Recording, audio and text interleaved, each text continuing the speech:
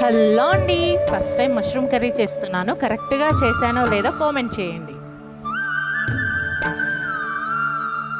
శశివదనే శశివదనే స్వరనీలాంబరి నీవా అందెల వన్నెల వైఖరితో నీ మది తెలుపగరావా అచ్చొచ్చేటి వెన్నెలలో విత్సందాలు నవ్వగనే గుచ్చెత్తేటి కులుకు సిరి నీదా